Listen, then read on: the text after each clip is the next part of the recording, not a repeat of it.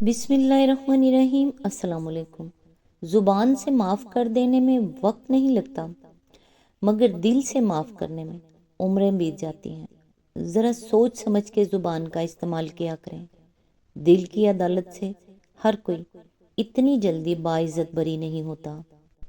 مشکل دستک دے تو خوف زدہ نہ ہوں، آگے بڑھ کر دروازہ کھول دیں، کیونکہ کامیابی ہمیشہ مشکل کا بھیس بدل کر آتی ہے۔ حضرت علی علیہ السلام نے فرمایا، برا انسان کسی میں بھی اچھائی نہیں دیکھتا، کیونکہ اچھائی کو وہ صرف اپنی جاگیر سمجھتا ہے۔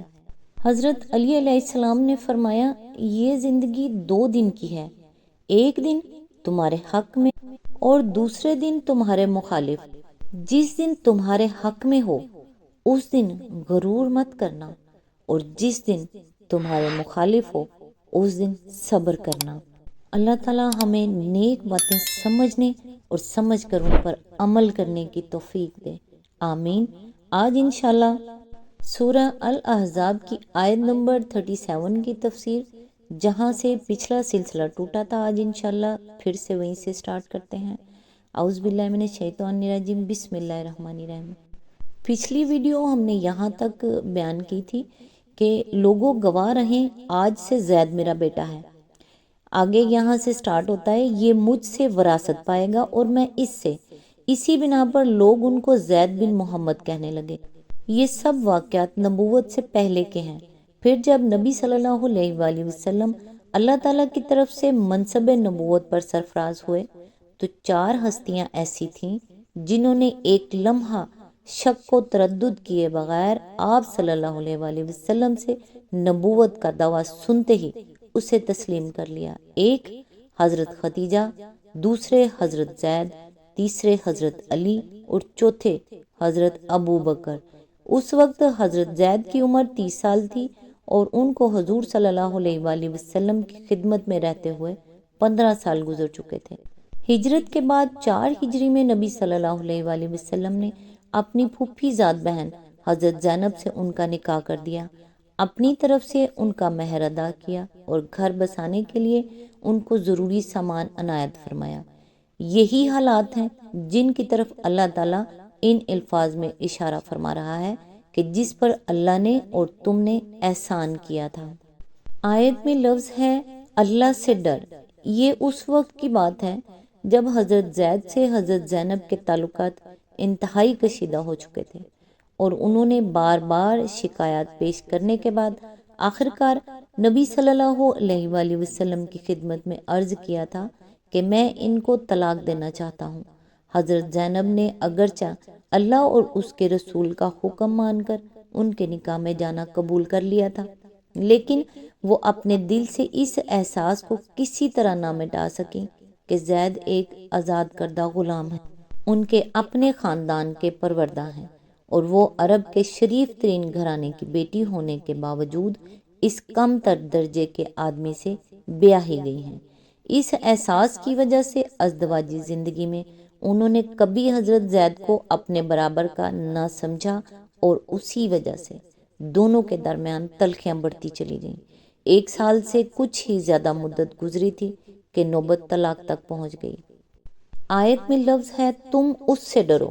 بعض لوگوں نے اس فقرے کا الٹا مطلب یہ نکال لیا ہے کہ نبی صلی اللہ علیہ وآلہ وسلم خود حضرت زینب سے نکاح کے خواہش مند تھے اور آپ کا جی چاہتا تھا کہ حضرت زید ان کو طلاق دے دیں، مگر جب انہوں نے آ کر عرض کیا کہ میں بیوی کو طلاق دینا چاہتا ہوں تو آپ صلی اللہ علیہ وآلہ وسلم نے معاذ اللہ اوپری دل سے ان کو منع کیا۔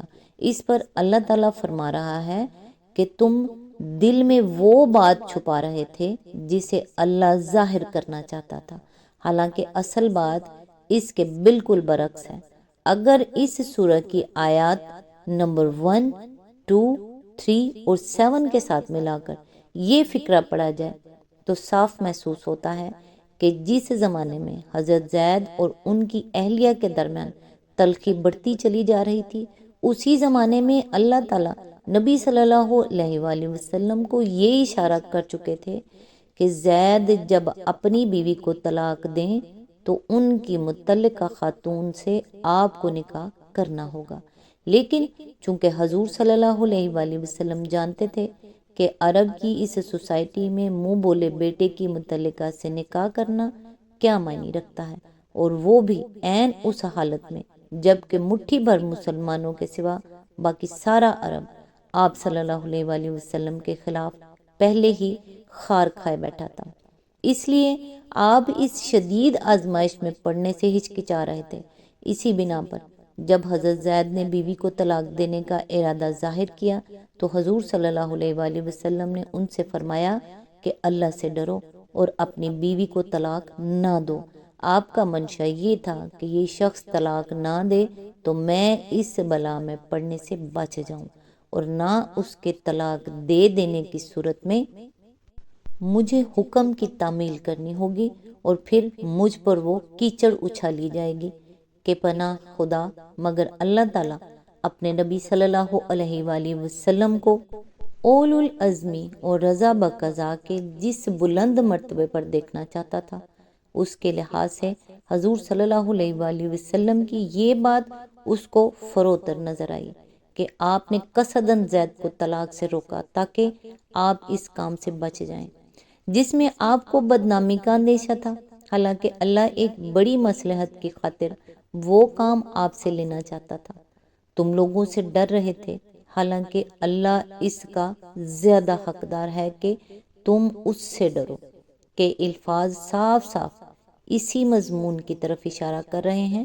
یہی بات اس آیت کی تشریح میں امام زین العابدین حضرت علی بن حسین رضی اللہ تعالیٰ عنہ نے فرمائی ہے۔ وہ کہتے ہیں کہ اللہ تعالیٰ نبی صلی اللہ علیہ وآلہ وسلم کو خبر دے چکا تھا کہ زینب آپ کی بیویوں میں شامل ہونے والی ہیں، مگر جب زید نے آ کر ان کی شکایات آپ صلی اللہ علیہ وآلہ وسلم سے کی تو آپ نے ان سے فرمایا کہ اللہ سے ڈرو اور اپنی بیوی کو نہ چھوڑو۔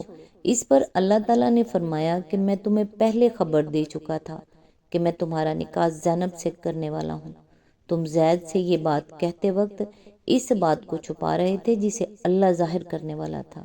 ابن جریر، ابن کثیر بحوالہ ابن ابی حاتم۔ علامہ علوسی نے بھی تفسیر روح المعانی میں اس کا یہی مطلب بیان کیا ہے۔ وہ کہتے ہیں کہ یہ عتاب ہے ترک اولا پر۔ اس حالت میں اولا یہ تھا کہ نبی صلی اللہ علیہ وآلہ وسلم خاموش رہتے یا زید سے فرما دیتے کہ تم جو کچھ کرنا چاہو کر سکتے ہو۔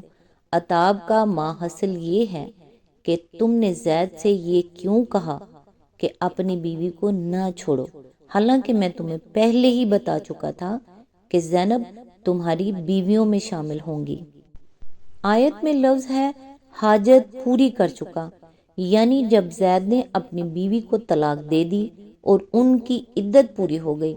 حاجت پوری کر چکا کے الفاظ سے خود بخود یہ مفہوم نکلتا ہے کہ زید کی اس سے کوئی حاجت باقی نہ رہی، اور یہ صورتحال محض طلاق دے دینے سے رونما نہیں ہوتی، کیونکہ عدت کے دوران میں شوہر کو اگر کچھ دلچسپی باقی ہو تو وہ رجوع کر سکتا ہے، اور شوہر کی یہ حاجت بھی متعلقہ بیوی سے باقی رہتی ہے کہ اس کے حاملہ ہونے یا نہ ہونے کا پتہ چل جائے۔ اس لیے متعلقہ بیوی کے ساتھ اس کے سابق شوہر کی حاجت صرف اسی وقت ختم ہوتی ہے جب عدت گزر جائے۔ آیت میں لفظ ہے تم سے نکاح کر دیا۔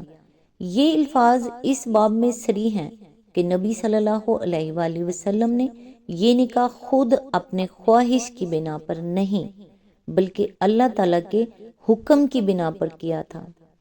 آیت میں لفظ ہیں اپنی حاجت پوری کر چکے ہوں۔ یہ الفاظ اس بات کی صراحت کرتے ہیں کہ اللہ تعالیٰ نے یہ کام نبی صلی اللہ علیہ وآلہ وسلم سے ایک ایسی ضرورت اور مصلحت کی خاطر کرایا تھا جو اس تدبیر کے سوا کسی دوسرے ذریعے سے پوری نہیں ہو سکتی تھی۔ عرب میں منہ بولے رشتوں کے بارے میں جو غلط رسوم رائج ہو گئی تھیں، ان کے توڑنے کی کوئی صورت اس کے سوا نہ تھی کہ اللہ کا رسول خود آگے بڑھ کر ان کو توڑ ڈالے۔ لہٰذا یہ نکاح اللہ تعالیٰ نے محض نبی کے گھر میں ایک بیوی کا اضافہ کرنے کی خاطر نہیں، بلکہ ایک اہم ضرورت کی خاطر کروایا۔ آیت نمبر 37 کی تفسیر یہاں کمپلیٹ ہوئی۔ نیکسٹ انشاءاللہ آیت نمبر 38 سے سٹارٹ کریں گے۔ تب تک کے لیے دعاؤں میں یاد رکھیے گا۔ اللہ حافظ۔